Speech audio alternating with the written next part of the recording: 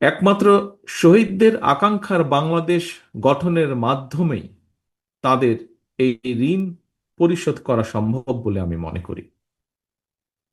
আল্লাহ যেন তাদের মৃত্যুকে শহীদী মৃত্যু হিসাবে কবুল করেন। আল্লাহর দরবারে আমরা সবাই সেই প্রার্থনা জানাই। গণ অভ্যুত্থানের দেশে বিদেশে ভূমিকা রাখা নেতাকর্মীদেরকেও এই অনুষ্ঠানে বিশেষ সম্মাননা জানানো হয়েছে আমি যতটুকু জানি। সম্মানিত উপস্থিতিবৃন্দ, আজকের এই অনুষ্ঠানে একই সঙ্গে খুব আগে একটি চিত্রাঙ্গন প্রতিযোগিতা ছিল এবং সেখানে অংশগ্রহণকারী খুব সম্ভবত সেরা 50 জনকে সনদ এবং একই সাথে একটি গিফট প্রদান করা হয়েছে। অবশ্যই এটি একটি প্রশংসনীয় উদ্যোগ। সন্তানতুল্য মেধাবী এই শিশু কিশোরদের আমরা আদর এবং ভালোবাসা জানাই। শিশু কিশোর চিত্রাঙ্কন প্রতিযোগিতায় আমি যতটুকু জেনেছি প্রায় 1,500-এর মতন শিশু কিশোর অংশগ্রহণ করেছিল। উপস্থিতিবৃন্দ, বর্তমানে ফোন, কম্পিউটার, ভিডিও গেম সহ নানা রকম ইলেকট্রনিক্স আইটেম শিশুদের মনোযোগের কেন্দ্রবিন্দুতে ব্যাপক প্রভাব বিস্তার করেছে, শুধু বাংলাদেশে নয়, পুরো পৃথিবীব্যাপী। এমন পরিস্থিতিতে শিশু কিশোর যারা চিত্রাঙ্কন প্রতিযোগিতায়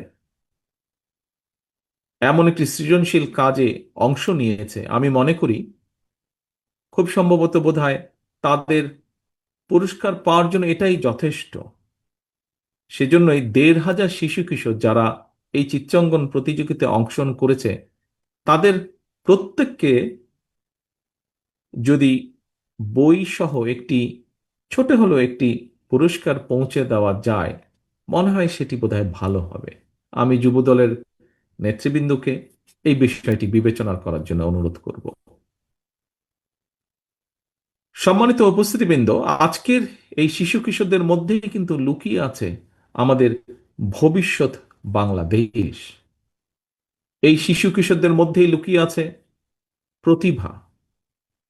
আপনাদের অনেকেরই নিশ্চয়ই মনে আছে, স্বাধীনতার ঘোষক শহীদ রাষ্ট্রপতি জিয়াউর রহমান শিশু কিশোরদের নিয়ে নতুন কুড়ি নামে একটি ট্যালেন্ট হান্ট প্রতিযোগিতা চালু করেছিলেন। আমি জানি না, তবে এখানে যেহেতু আজ বহু মানুষ উপস্থিত আছেন, হয়তোবা আপনাদের মধ্যে এখানে কেউ না কেউ হয়তোবা আছেন যারা নতুন কুড়ির সদস্য ছিলেন, হয়তো খুব সম্ভব। শিশু কিশোরদের নিয়ে এই ধরনের একটি সুন্দর আয়োজনের জন্য আমি আবারও যুবদলকে বিশেষভাবে ধন্যবাদ জানাই।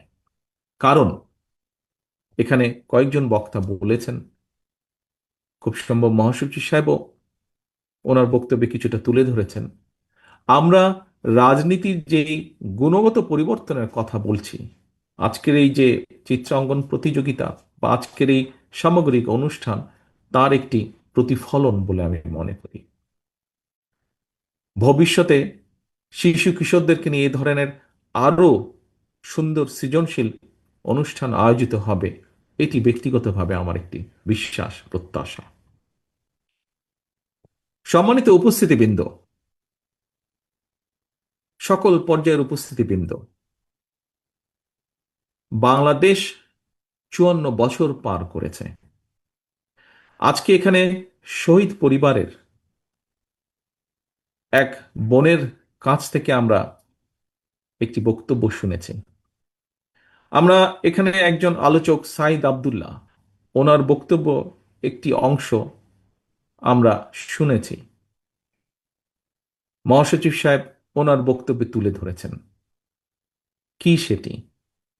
বিগত 17 বছর আমরা এই দেশের মানুষ তাদের রাজনৈতিক অধিকার, কথা বলার অধিকারের জন্য আন্দোলন করেছে, সংগ্রাম করেছে, অত্যাচার নির্যাতন সহ্য করেছে, গুম খুনের শিকার হয়েছে। আজকের মঞ্চে শহীদ পরিবারের সদস্য যারা বসে আছেন, কতটা ত্যাগের বিনিময় আজ এই মুহূর্তে যে জায়গায় আমরা বসে আছি, এই মুহূর্তটি অর্জন করতে কতটা ত্যাগ আমাদেরকে করতে হয়েছে, তার প্রমাণ এই মঞ্চ আজকের। প্রিয় সহকর্মীবৃন্দ, এর মধ্যে আমিও কয়েকবার বলেছি, অনেকবার বলেছি, গত কয়েক মাসে বহু বক্তা বলেছেন, বহু জায়গায় বিভিন্ন মানুষ বলেছেন যে আমরা যদি শহীদদেরকে সত্যিকারভাবে সম্মানিত করতে চাই, শুধু জুলাই আগস্ট না, বিগত 15 বছর ধরে বিএনপি সহ বিভিন্ন রাজনৈতিক কর্মীর বাইরেও সমাজের বিভিন্ন মানুষ, বিভিন্ন শ্রেণী পেশার মানুষ, যারা নিজেদের অধিকারের কথা তুলে ধরতে গিয়ে, নিজেদের দাবি আদায় করতে গিয়ে বিভিন্নভাবে সেই পলাতক স্বৈরাচারের অত্যাচার নির্যাতনের শিকার হয়েছে, এই সকল মানুষগুলোকে, এই সকল শহীদদেরকে, এই সকল অত্যাচারিত মানুষ যারা বেঁচে আছেন, নির্যাতিত হয়েছেন, বেঁচে আছেন, প্রত্যেকের সেই ত্যাগের প্রতি যদি আমাদেরকে সম্মান জানাতে হয়, তাহলে অবশ্যই আমাদেরকে সামনে বাড়তে হবে, আমাদেরকে সামনে এগোতে হবে, এই দেশকে সামনে নিয়ে যেতে হবে। তাদেরকে শ্রদ্ধা করার একমাত্র উপায় হচ্ছে, আমি একজন রাজনৈতিক কর্মী হিসেবে বিশ্বাস করি, যে প্রত্যাশা নিয়ে তারা রাজপথে নেমে এসেছিলেন, সেই প্রত্যাশা বাস্তবায়নের কাজ শুরু করা, সেই প্রত্যাশা বাস্তবায়নের মাধ্যমে তাদেরকে সম্মান জানানোর একটি মাত্র উপায়ে আমি এটি বিশ্বাস করি।